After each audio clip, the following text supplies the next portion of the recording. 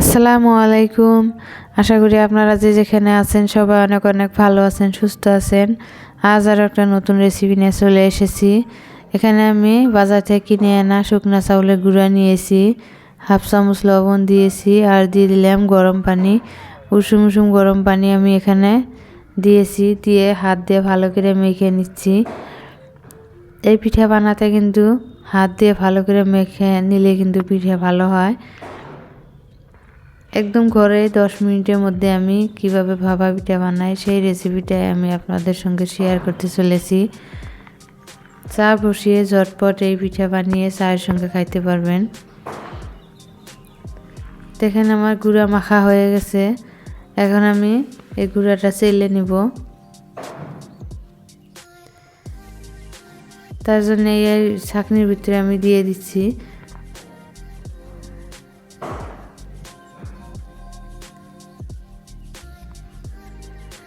এই ঠান্ডার মধ্যে এই পিঠা বানিয়ে সঙ্গে সঙ্গে চা বানিয়ে খেলে কিন্তু বেশি সময় লাগে না, অল্প সময় হাতে থাকলে কিন্তু বানিয়ে খাইতে পারবেন।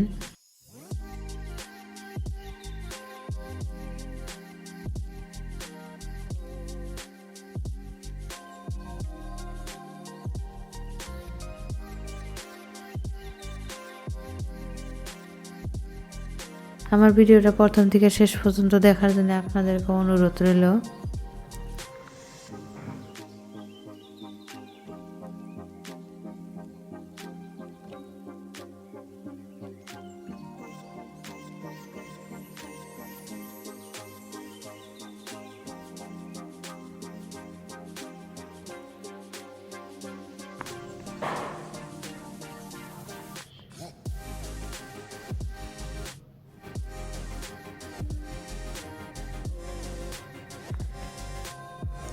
এরকম লোহার একটা ছাঁকনি নিয়ে দেখেন গুঁড়াগুলার ভিতরে দিয়ে হাত দিয়ে ডলে ডলে কিন্তু দেখেন আমি এই পিঠা বানানোর জন্য একদম রেডি করেছি। একটা পিঠা হয়ে গেছে, পিঠা কিন্তু অনেকগুলাই হয়েছে। এই পিঠাটা আমি আপনাদের সঙ্গে শেয়ার করছি। দেখেন কি সুন্দর হয়েছে।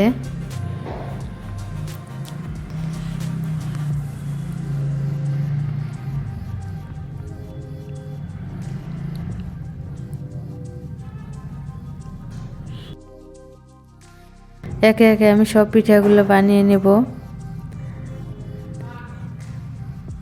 যে কয়টা পিঠা হয়েছে সেই পিঠাগুলো কিন্তু আমি একটা প্লেটে সাজিয়ে নিচ্ছি।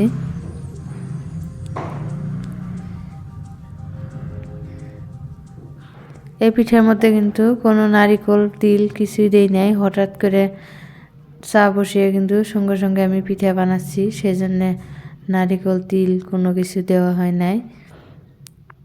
এই পিঠা বানিয়ে কিন্তু গাখির চার সঙ্গে খাইলে কিন্তু অনেক মজা লাগে। আমার ভিডিওটা যদি আপনাদের একটু ভালো লেগে থাকে প্লিজ লাইক কমেন্ট শেয়ার করে দেবেন। নতুন বন্ধু হলে আমার ভিডিওটাকে সাবস্ক্রাইব করে দেবেন। নতুন বন্ধু হলে আমার চ্যানেলটাকে সাবস্ক্রাইব করে দিবেন, প্লিজ প্লিজ সাবস্ক্রাইব করে দিবেন, বেল আইকনটি বাজিয়ে দিবেন।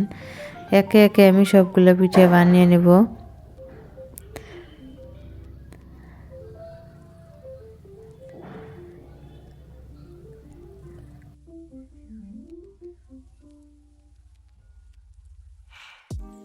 এই পিঠা বানানো ছাঁকনির উপরে কিন্তু একটা সুতার কাপড় দিয়ে ঢেকে দিয়েছি, ঢেকে দিলে ফটাফট হয়, সেই জন্য কিন্তু ঢেকে দিয়েছি। ঢেকে না দিলেও হয়, ঢেকে না দিলে অল্প একটু দেরি লাগে।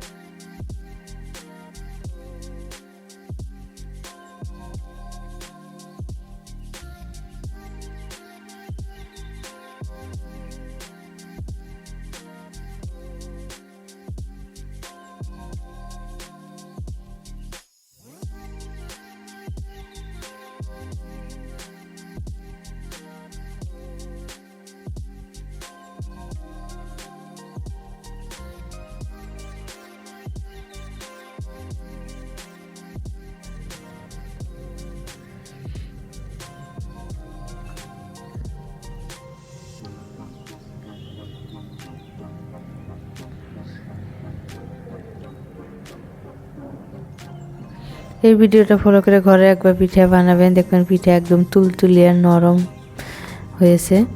সবাই অনেক অনেক ভালো থাকেন, সুস্থ থাকেন এবং সাবধানে থাকেন। আসসালামু আলাইকুম।